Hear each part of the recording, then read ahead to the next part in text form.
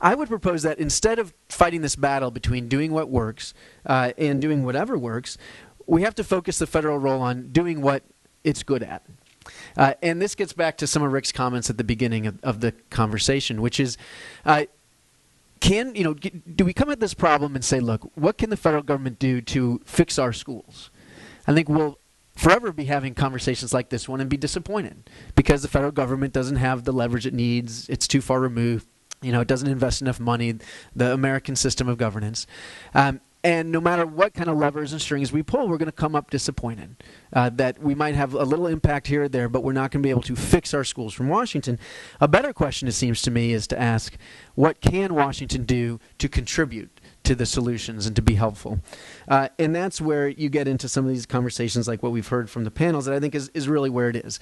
Paul's talk about what Race to the Top did to change state policies. The federal government can actually provide incentives to get states to change their policies. Doesn't mean they're going to be implemented well. It doesn't mean, but if you want states to lift charter school caps, if you think that's important, Race to the Top did some help on that. If you think teacher evaluations are good to get going, Race to the Top helped with that.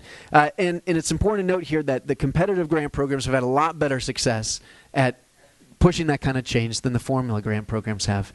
I think about Title I, for example, that's been on the books now for a long time. It's got in the funding formula all kinds of incentives for states and districts to increase their funding equity.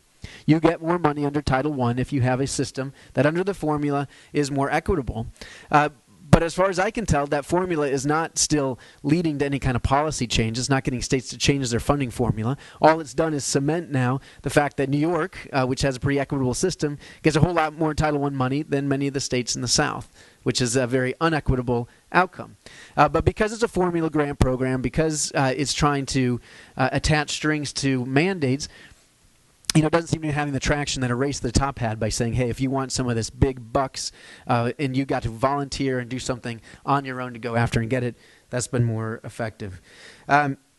Issues around transparency is something the federal government can do. Certainly that can come with better tests and transparent and perhaps common tests. Also transparency around how money is spent. That's something that it can do. And then the What Works Clearinghouse. Why haven't we heard more excitement about the What Works Clearinghouse? This seems like a classic role for the federal government to play, is to say, okay, there is all this innovation out there. Let's find out what works. The main frustration with the What Works Clearinghouse was that it has found that not much works, right? But don't shoot the messenger. I mean, that's the truth. Not much works. So now we know. But let's be humble. Even though we have that What Works Clearinghouse out there saying, not much works, even though we know that direct instruction does work pretty well, that some of the pieces under Reading First work pretty well, we still see that local school districts are not going to necessarily do what works. And Larry's paper was great about this, the whole direct instruction stuff. People just simply don't like it. Right? They don't like teaching to that. It's too scripted. They don't like it. Will people write in gym class, across the country? I don't know. I don't know if gym teachers are going to really want to give writing assignments.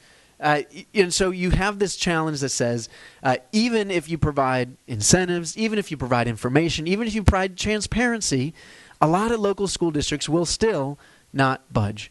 One more point. I would be fascinated to know today how school districts are spending their Title I dollars. They have a ton of flexibility around this. They all could be buying Larry's products with their Title I dollars, but they're not. Larry will tell you. Does Rupert know that? I'm sure Rupert wants to change that.